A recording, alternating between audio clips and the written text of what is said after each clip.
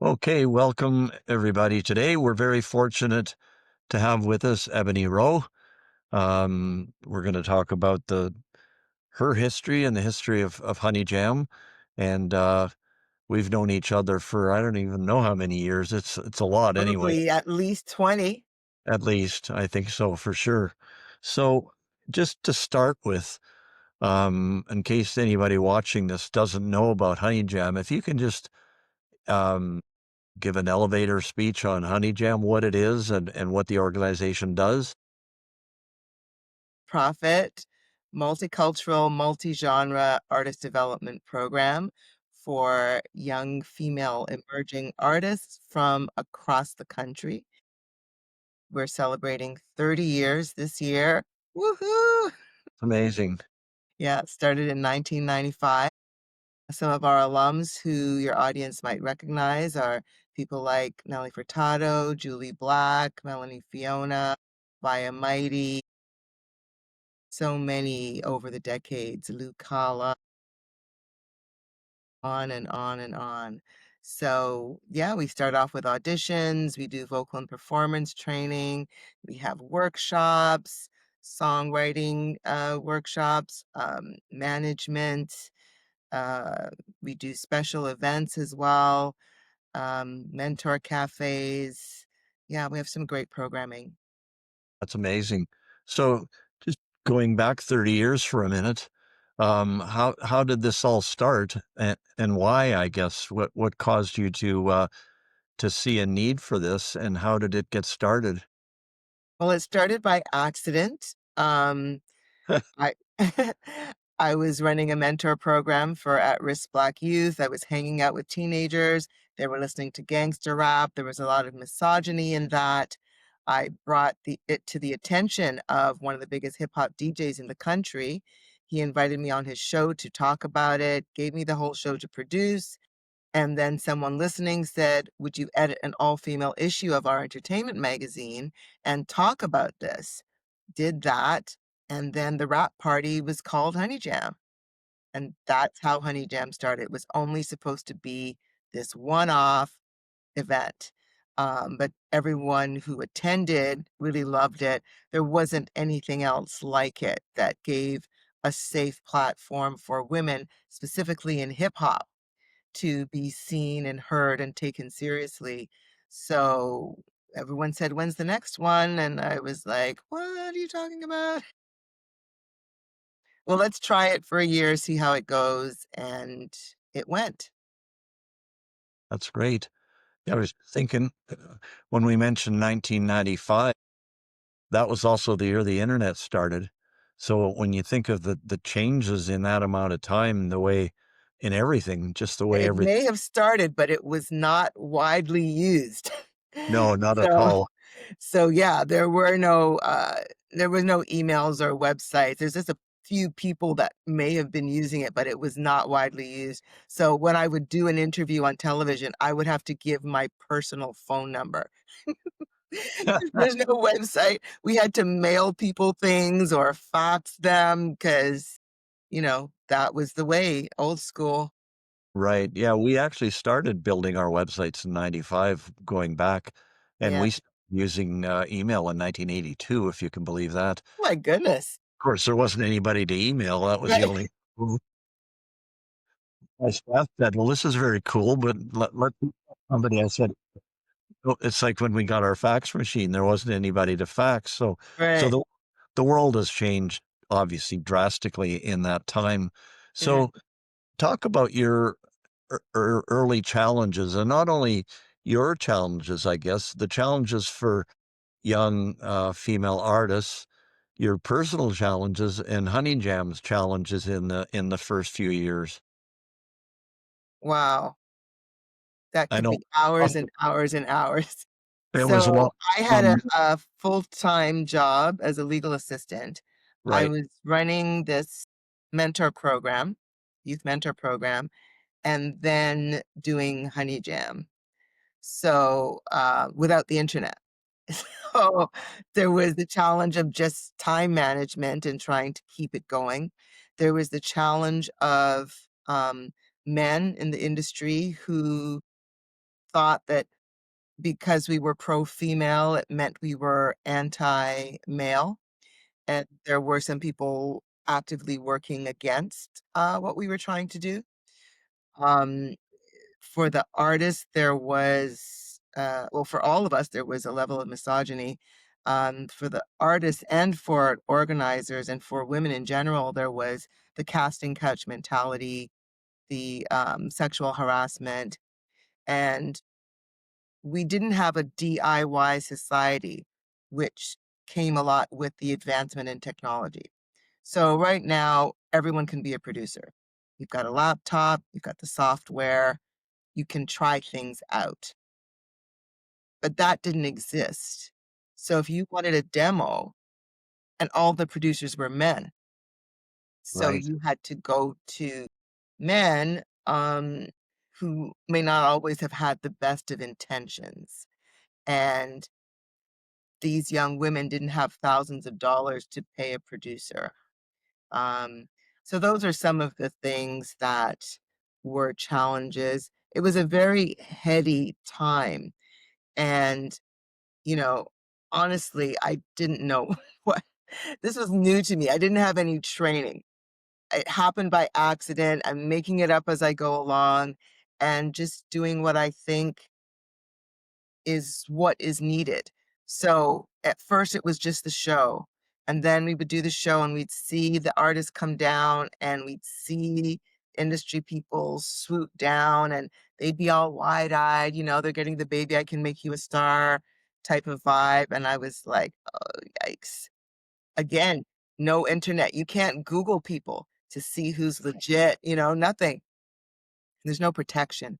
So that's how the developmental part began.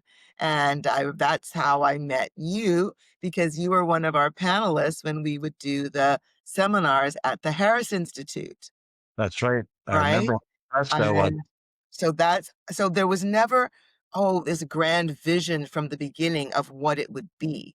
It evolved in a very organic way, you know? So also in the early days, it was very specific to hip hop because that's what we were addressing was how women were being portrayed in the videos and in the lyrics. And then it evolved to be multi-genre, especially after Nelly Furtado performed in 1997. That opened things up where a lot of women from all different genres would then come out and audition. There was no money. I was funding it myself. So that was another challenge. But there was so much energy and light and good feeling and excitement. There was never sitting back and like, oh, this is so hard or look at all of these obstacles. I was just pushing through.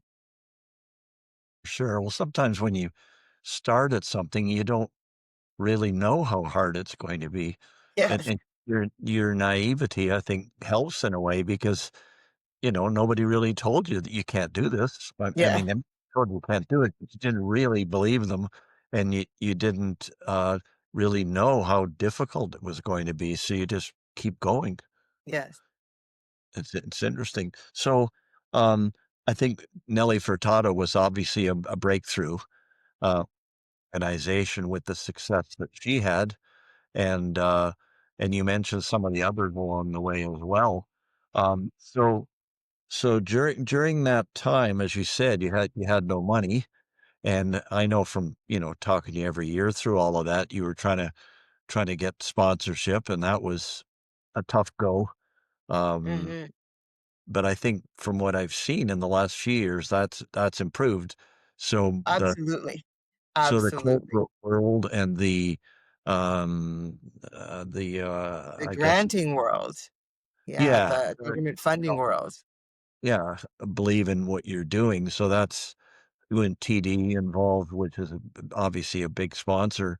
So that's made it more possible, I guess, for you to do yeah, some of the things you wanted to do. absolutely. And I think well, it's very hard when you have no track record for people to take a chance on you, right? So even the place where we held the very first honey jam, nobody would let us use the space. And we didn't have any money to pay for space. And no one was going to take a chance because you're not a promoter. You've never done a show. Like, who are you?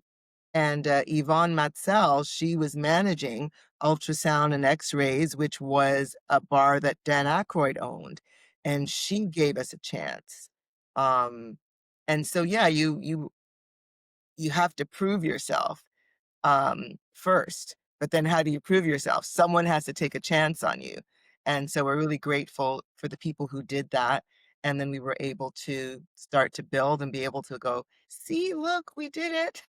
Yeah. Yeah, for sure. So, aside from the concert, which we'll talk about in a minute, what are in a typical year, what are the other activities that you're involved in? So the general programming, I was mentioning the auditions, the vocal and performance workshops, music industry workshops, mentor cafes, songwriting camps, things like that. And then the concert, of course, which is the thing that most people in the public know about. A lot of the other programming that we do is specific for the artist. It's not really open to the public, but we do, if we have space, allow and invite youth from other organizations to participate. And then we are community partners with different groups. So, for example, we're community partners with TIFF. And Right. so we will do events with them. Uh, just this season, the documentary Lilith Fair, we were able to participate in some of their events. We were able to have one of our artists perform at one of the talks that they did with the director. We got to go and see the film premiere. So those types of things. We've taken some artists to Nashville, to New York, to LA.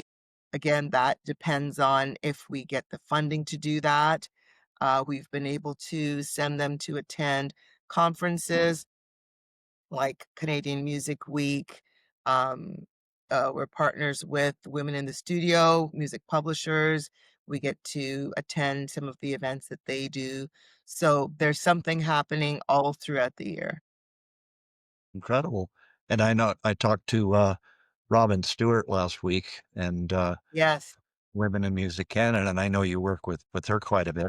Absolutely. And it's wonderful to get that kind of support from another women's organization. We share information, we support each other, encourage each other, and invite each other's cohorts to our different events. That's great. Yeah, she's done amazing things since she's been there. Yeah, Uh, I don't, we talked about time manager there too, because I don't know how she has time to do all that I with a know. With a minimal, family, yeah, family and minimal staff. I think one full-time person now. So it's you have amazing. to have the passion. You That have you're to right. have the passion and really believe in what you're doing because none of us have a, chalet in the French Alps or anything from doing this. It's just 30 years out of my life. Yeah, And it's a passion project for yeah. me. I really believe in it.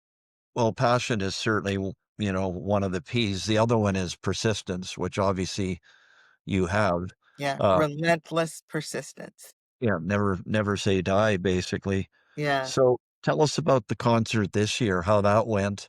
I've seen some of the pictures. It looks like an amazing event, the 30th It anniversary. was, it was, it was. So our last big milestone was our 25th anniversary. And if you do the math, that was COVID. Right. And so all the things we had planned, we couldn't do any of them. And so when the 30th was coming up, I was like, okay, we're going big this year. And decided to go to Massey Hall, Wow. which is about 6 times the capacity and budget that we normally do. It was a beautiful, magical evening. It was called Inspirations, and that it was. I'm still buzzing about it.